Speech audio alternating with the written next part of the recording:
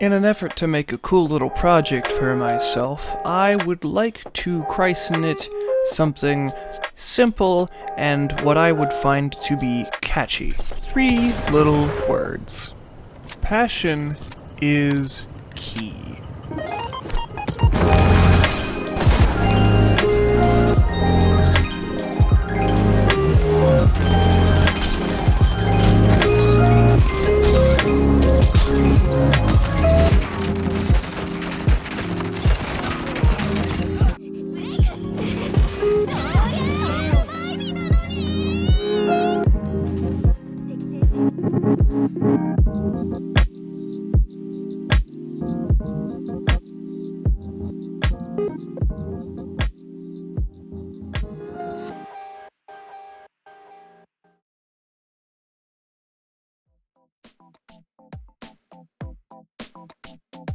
No matter who they are, typically your average person doesn't enjoy getting their time wasted. Yeah, would you believe me if I said I played through this twice? What is that? It's time to stop!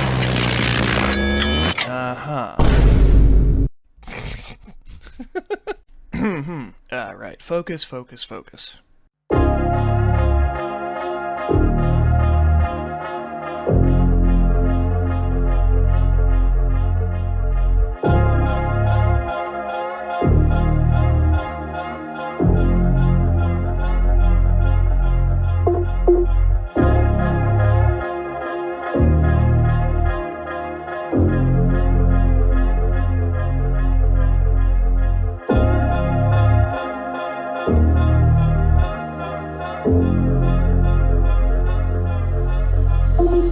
Unless you've strangely decided that's exactly what you want to do, you more than likely wouldn't commit to doing something that makes you feel as though you pointlessly burned away your time. Now, of course, the value one places on the time they have and the usage varies depending on the individual. Any more questions you want to ask? After all, one's waste is another's pleasure. So, when it comes to the choice of entertainment we engage in, we often want to feel like our time, energy, and at times money, dear God, the kind of costs having fun can rack up, isn't effectively getting thrown into the metaphorical garbage. Even if observable quality is low, if it's clearly something that was cared for, I can enjoy whatever it is in spite of its flaws, or maybe even because of them. I know. It's easy enough to just put that on paper, yeah? Like, of course, it's fairly obvious. Oh, you just need to care about what you make. Entertainment is an inherently interactive medium, directly or otherwise. Whether it's through playing games and watching movies or creating the next musical hotness through your definitely legit copy of FL Studio, or indirectly, such as having conversations with friends about the movie you just watched, like me every time either Nick Cage or Keanu Reeves comes up. Perhaps the next course of action is completing your cosplay by forging a sword in your backyard from whatever anime you just got done watching the rest of the season for. I am the bone of my soul. Hell, maybe you decided to hate binge the latest filthy, decrepit, sticky, stank-ass corporatized cash grab meant to soullessly recreate the shell of what you thought you liked, but now have to question the quality of the source. Wow, this is garbage. You actually like this? I just don't get it. Why do they make it shitty? Some things are just awful.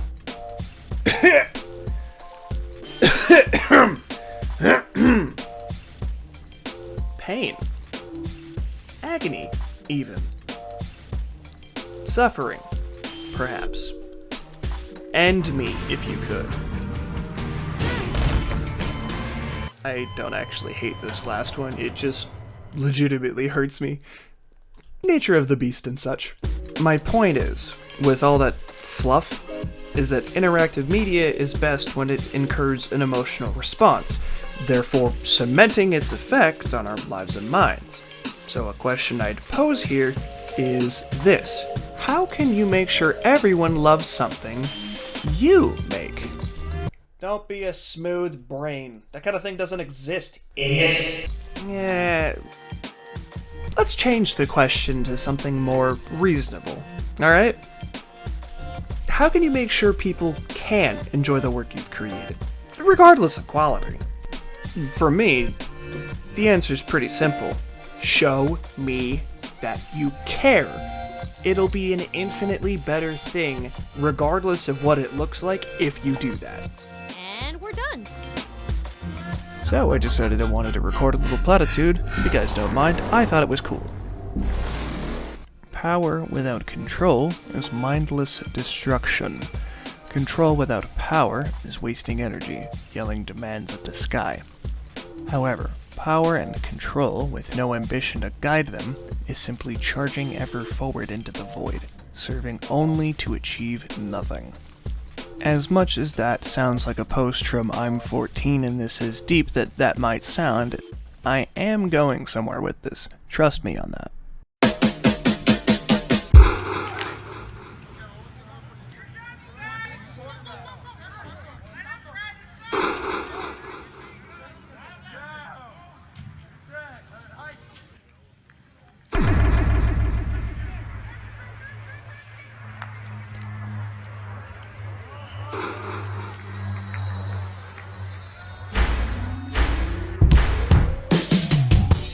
Here's an answer I eventually came up with after doing some thinking. Picture this. You'll be watering two metaphorical plants here, a pair of idea-based apple trees. One being passion, and the other being a combination of focus and awareness. Specifically, I'd chosen apple trees for this metaphor due to them growing best when alongside each other. You know, what affects one affects the other. You must understand this. Oh my god! What's wrong with your face? It's a symbiotic relationship, one supporting the other to hold each other up and grow better fruit. To thrive, they have to do this. Of course, they can develop independently of each other. However, the products received will be weaker and worse. Doubly so if picked early. Plenty of examples to go around for that part in particular. Anyway, as far as I'm defining it here, these are my personal definitions, so that you understand where it is I'm coming from here. Passion is putting in the energy to make something happen, be it an event or something's creation, something like that. Whereas focus is making sure that everything is going where it's supposed to, pairing with awareness to make sure you're paying attention to your limits and boundaries, to guarantee that you don't lose perspective and go too far. That's the purpose of awareness. You can have all the mango, fiesta, monster energy in the world, but if you have no place to put it, you just waste it all, throwing it all over your walls, lost into the ether, dissipated into a useless nothingness. However, if you have a heading with no willpower to get you there, you have a similar problem. A car with no gas. You know? No more moves. Personally, I'd struggle with both of those because I'm a lazy bit. Those who can manage the balancing act can achieve greatly, creating things with enough substance to warrant coming back for, maybe even multiple times, because it's just that good. My god. Do you want to see Frogger's high-fidelity feat? The answer to that, by the way, is... It's cool.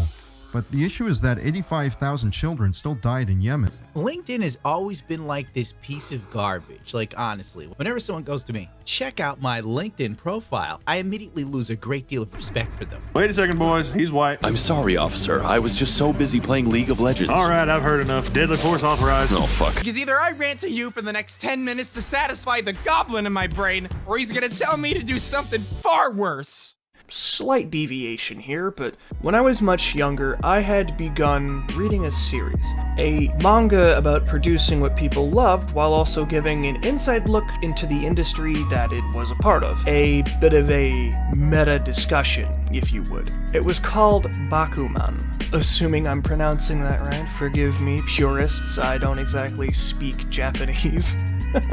The following section is something I'm going to be using multiple times as a reference because it is a series I very much care for and we'll use for examples. Bakuman is actually written by the same people who did Death Note, so very clearly I was in good hands for a stellar read at the time. For those of you who have read it, I'm sure you could have looked at the art style and seen, oh yeah, that's Death Note. So the story is all about these two kids who want to make manga and hit it big with their work into getting an anime adaptation. The kids in question are Moritaka Mashiro and Akito Takagi. I guarantee you I butchered that all to hell. With that in mind, I'll just call them by their last name's first letter, just so I don't have to suffer with hearing myself read that over and over again. Oh my god.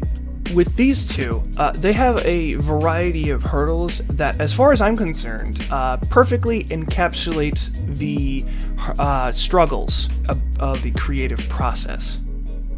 With the focus and awareness part about knowing your limits, there is a specific incident I want to point out that happens like a good third of the way through the story. At one point, M ends up in the hospital from too much stress from both overworking himself while also neglecting his personal relationships. Guy even gets caught trying to work from his bed, and we'd lost someone great as a result of overworking like this. Meanwhile, T suffers from burnout after having tried story after story after story and not getting anywhere near the success he wanted from it or even expected. And that bit right there, incredibly relatable. These two learned as creators and grew as people using the lesson they'd learned as building blocks for the foundation of each successive project, writing work after work and meeting irreplaceable people.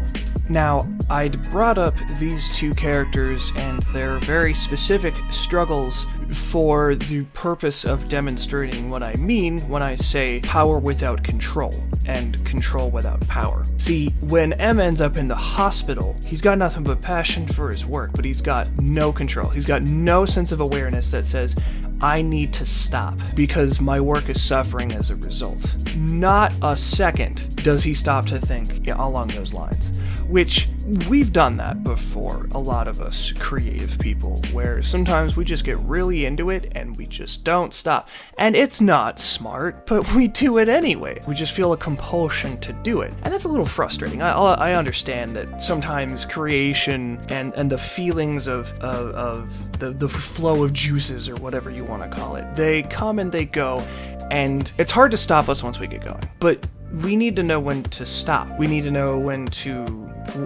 it's the right time to actually get it going, get it doing. It's essentially just learning how to do things when we should, when it's best. Some people would say, well, the best time is any time you feel like it. To which I would say, what if you always feel like it? Isn't that kind of dangerous? It'll burn you out way faster, especially if it turns out that you're trying for something. Because then, when you inevitably fail, because that's life, you will fail, it's crushing. And for some of us, it's all grind, grind, grind. That's all we know how to do, right? That doesn't work for everybody. But for the people it does work for, it's inspiring, to be sure, right? Rome wasn't built in a day. So just remember to take time for yourself and do your best to not overwork yourself so that you and your projects suffer as a result. I'll be elaborating on what I feel is important here by presenting a few of my personally favorite examples of when attention and love was very, very clearly given, and the product itself showcases it rather clearly in my eyes. And spoilers for some of these. If that's a deal breaker, don't worry. I get it. Now, just for today, we'll be talking about the Binding of Isaac. Don't worry, there will be more to come. We'll get there when we do. This is a pilot episode, effectively, after all.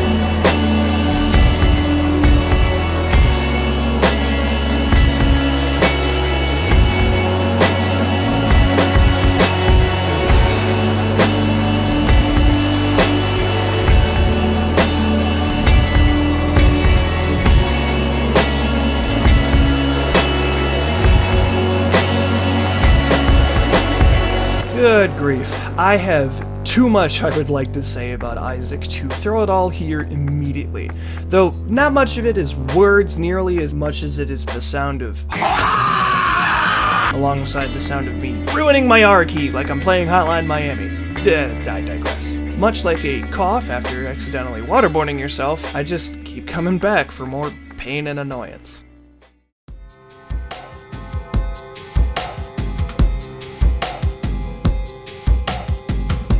Isaac is many things. Most of them are gross, and if you know anything about it, it's that right there. You play as a non-clothed 6-year-old child running around room to room in the depths of your basement, descending further down, dodging and weaving around babies and sentient squeaking poop, crying on your enemies really hard until they fall apart in a shower of blood and femurs.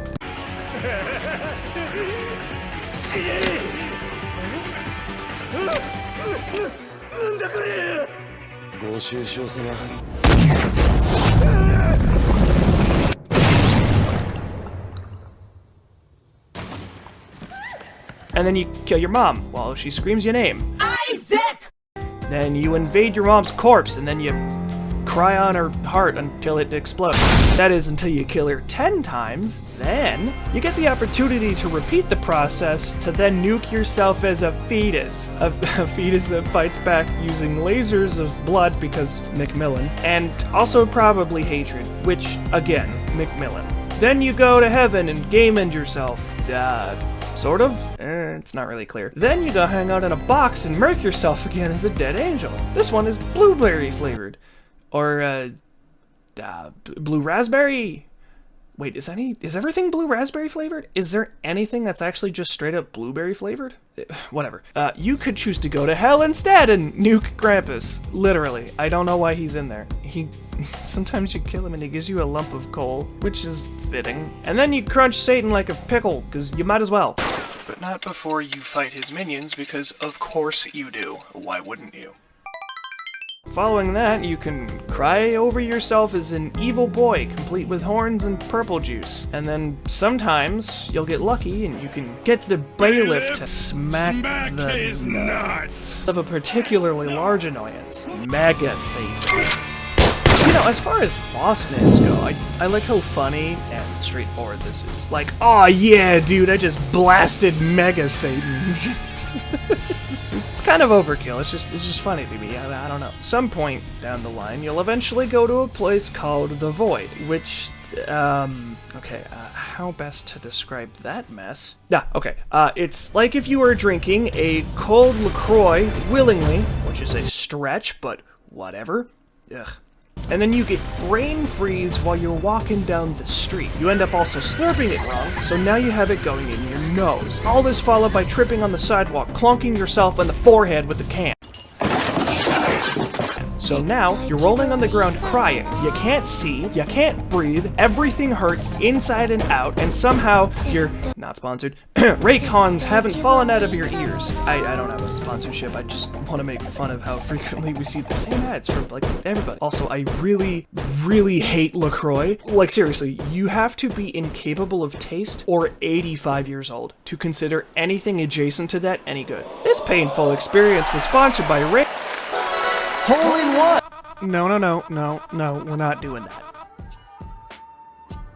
I think I would just have to give it like thanks, I hate it. Now give me more. So, Isaac is many things, as said before. It is difficult. It is impressively unforgiving of mistakes. It's bright and colorful in the worst of ways. Looky, looky, a rainbow dookie. Most importantly, it's a love letter to the classic Legend of Zelda. And technically a reboot.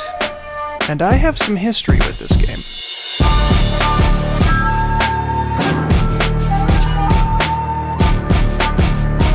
While I never played the original Binding of Isaac in the Flash engine, rest in paradise, my mans, a trip through the mental sands of time takes me back to when I first saw the Steam page for the Binding of Isaac Rebirth. It looked gross, but I was bored and poor. I had a weak baby Asus laptop that could barely anything. What? Huh? That could barely do anything, kind of like a Chromebook. It was probably meant for, being lightweight and typing stuff out in a college course and not much else.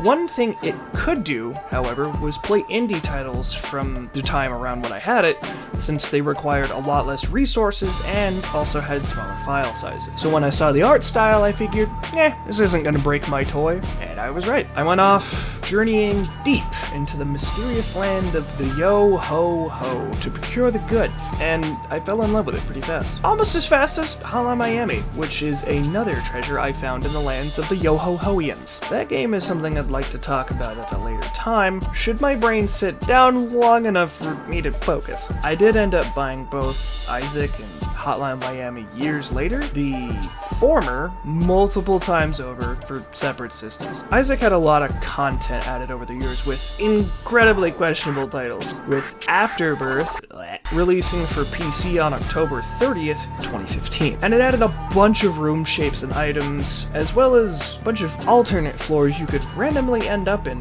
instead of the normal floors when you play. Man, 2015, that feels like a lifetime ago.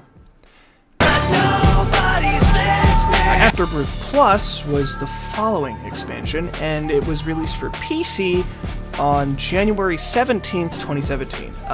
It again added just buckets of items and floors, sprinkling in more bosses and room variations, and it also had the most important feature here, mod support. If you've ever touched a Bethesda game, you know as well as I do that sometimes mods can make or break an experience. Seriously. Now, with the modding tools in the hands of players, now we could get to work on making the metaphorical bath and saying, jump on in, water's fine. You do not recognize the bodies in the water. But before I speak on the final DLC, I want to go ahead and speak about its source and inspiration. Before we had the Binding of Isaac Repentance, we had the Binding of Isaac Anti-Birth.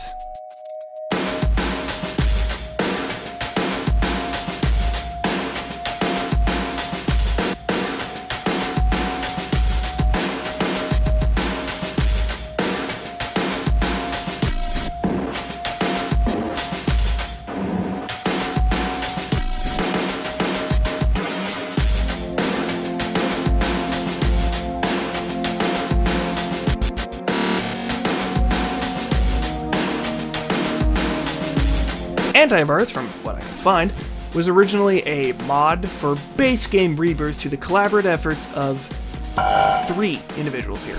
And apologies in advance for potential butchering names. Kilburn, Not Your Sagittarius, and Leather Ice Cream. They'd worked together for the sake of the game's functionality, with the artist Moodeth contributing the game's soundtrack.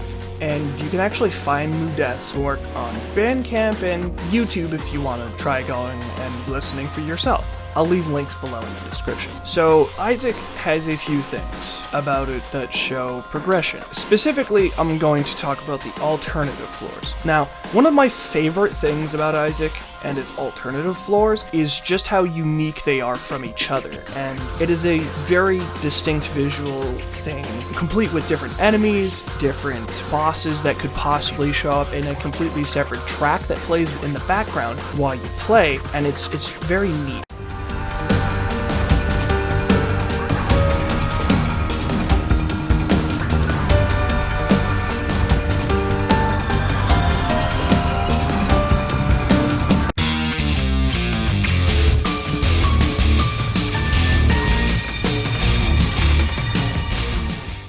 Very organic of a way to show you that, yeah, you're making progress. Game's never gonna be easier, though.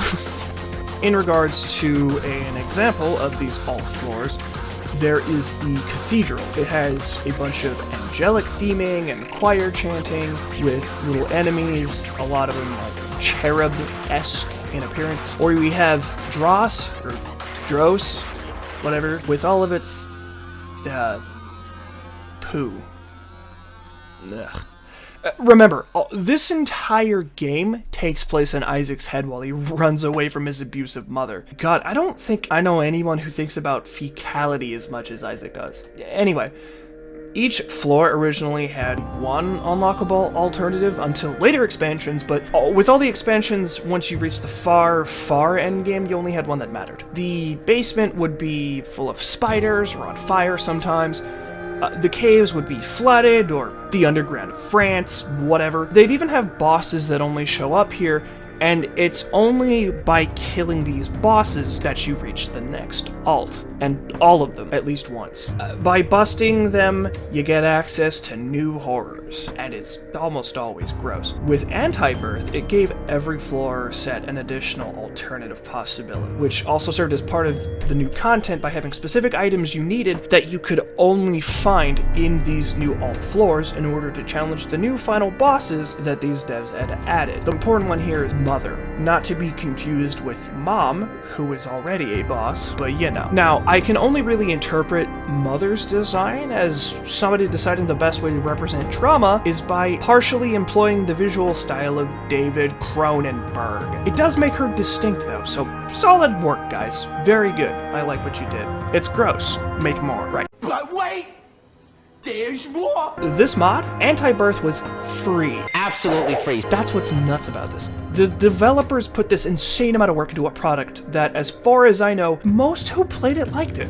And they didn't ask anything for you. You didn't have to buy it, all you had to do was play it. That's all they wanted. It was free. The only issue with Anti-Birth is that it only really worked with base game. I don't understand development of software, so the why eludes me. I only have access to the what. Now, I'm gonna throw out some numbers from the wiki here to show how much this game increased in size when compared to all the other expansions.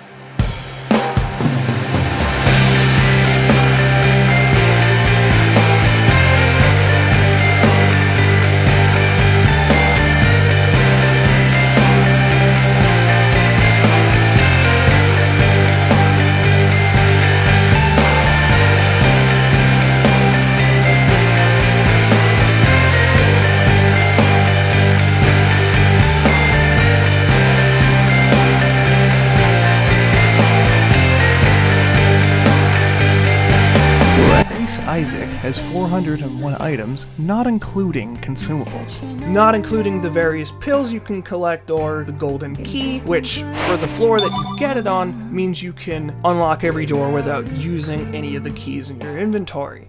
Very handy. Pick that up anytime you get the chance. I don't know why I have to tell you that, but just do it. Please just do it. That's 341 items that come from pedestals, 60 trinkets, which are these little things you can pick up that add minor effects. Could be opening doors for free sometimes. Could be your... yeah? Yeah? You good? You good, Bumbo? Bumbo want coin? I bet you do.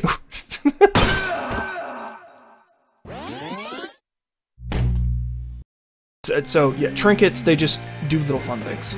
And a combination of the cards, runes, and pill pool led you with 41 possibilities to pull from, and that's a decent amount of items for base game. That's a lot. Afterbirth added 95 items to the pool. We had more trinkets and 8 extra runes and cards, as well as a little thing called the Golden Heart. That little thing is functionally like a shield around the last of your red health, and when the shield busts, it's like a golden balloon. You pop it, money falls out. It's kind of stupid, but whatever. There's also the Golden Bomb, which is like the Golden Key, but for boom balls. Rocket launcher! Instead of unlocking rooms, except sometimes you can also kind of unlock rooms. Whatever. Afterbirth Plus added 110 items to the pedestal pool, with 38 extra trinkets and 9 more cards and runes on top of everything else. So when you look at how much content Anti-Birth added, it maybe doesn't seem like a whole lot necessarily, but when you look at it in context to the fact that it's about the size of a standard expansion and it was free with 90 items, 18 trinkets, and 7 more pickups from room to room, you might understand why I praised the amount of work that went into this. The item count, the new environments, the music, I am incredibly biased towards this game by default. I've made that very clear, I think. Quite frankly, the reason I discovered and maintain most of my favorite titles, if not from off-brand sourcing, Why has God abandoned us? Help me. is from their soundtracks. Here, I have a few examples on the house. And let me play among the stars. Wherever you're going, I'm going your way.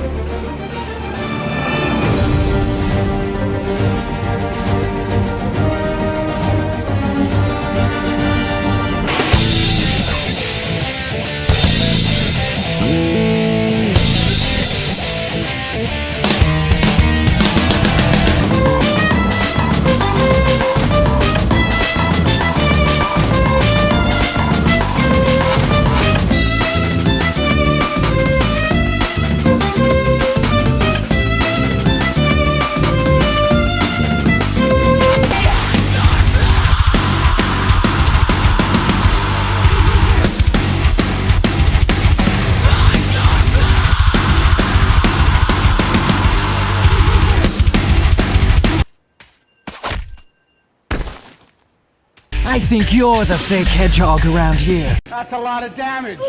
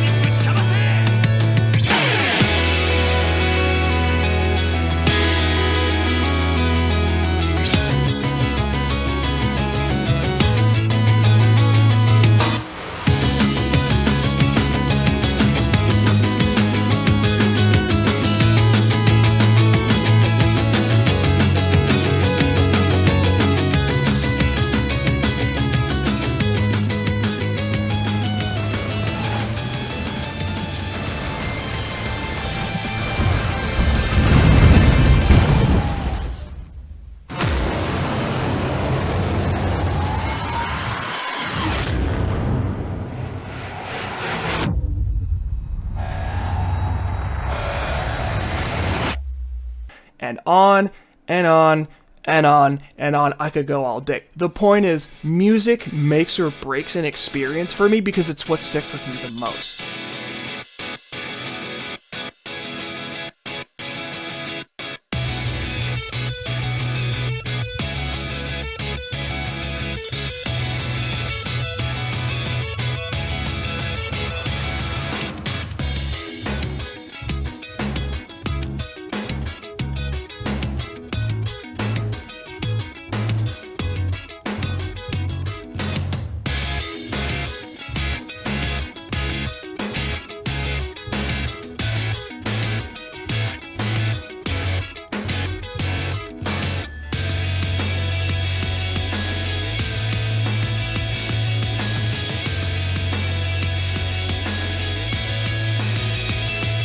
Why did I bring up all the music and the items and the environmental design?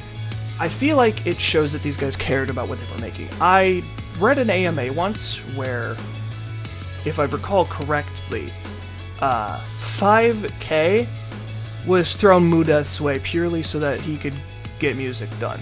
And honestly, I'd say that was money well spent. As far as I'm concerned, all of these elements are required to make something great, and I feel that they mixed rather well, and they were put into a game that seemed to have meaning for these guys, because it was fun and it worked well, and I would say it was pretty damn successful for what I'm about to talk about. All of this was a preamble to set up what comes next. It's due to these guys that we ended up getting something more past what was originally stated to be the final DLC package for the game. Afterbirth Plus was supposed to be where it stopped. After all, that's where we got mod support. We, the community, were supposed to handle it from here. But, due to the success and the sheer quality of Anti-Birth, it got mutated in the best way and just got slammed, rather surprisingly ceremoniously, into what was already kind of a chunky, bloated game. The final DLC was The Binding of Isaac: Repentance.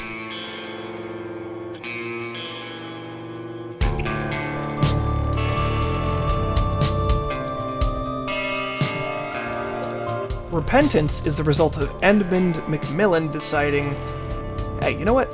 This is good. He saw the praise for the quality of the mod and he gave it the official seal of indoctrination, which is to say, he took something good and made it officially canon, mechanically or otherwise. Now, we've seen other game studios do this before.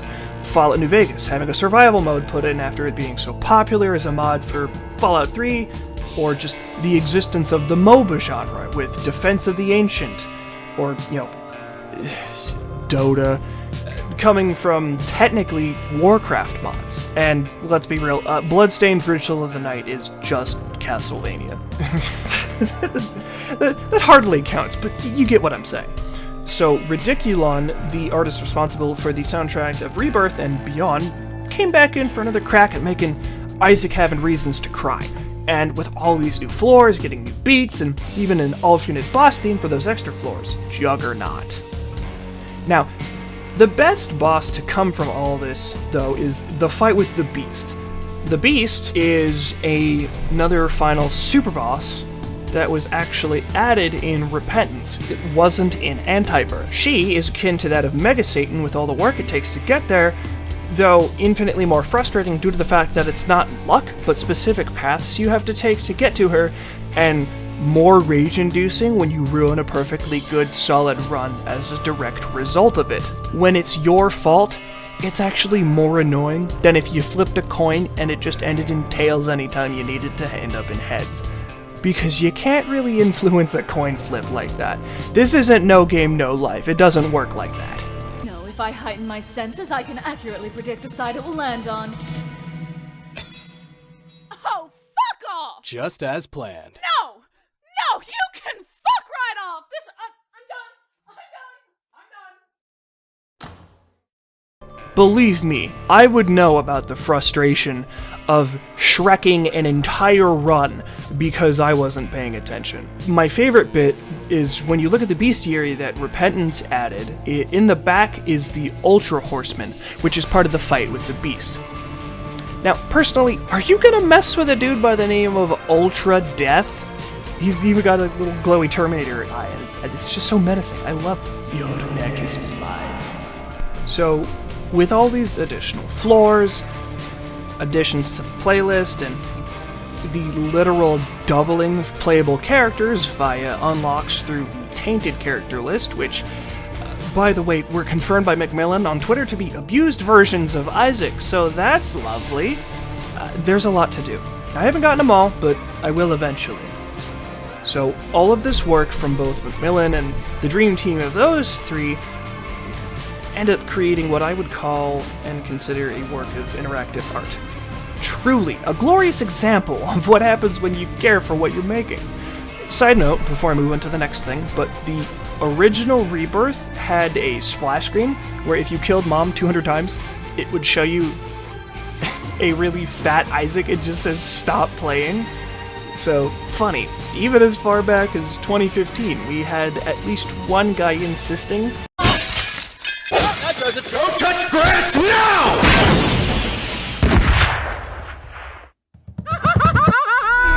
Besides, grass isn't real. It's a ploy from the government to open your door so that they can keep watching you with their robot birds and invade your home with bee-bots to spy on you while you sleep and look at weird things online. I'd like to point a bony little finger at a video that goes into the strange history of Isaac back in the day, where it talks about how Isaac was supposed to be hated by publishers for being gross and counterculture, and ironically became successful on YouTube as a result of its design choices. The video was made by that guy Glenn, and I'll link that one in the description. Wait, hold on. What? No. That can't... What? Excuse me, what?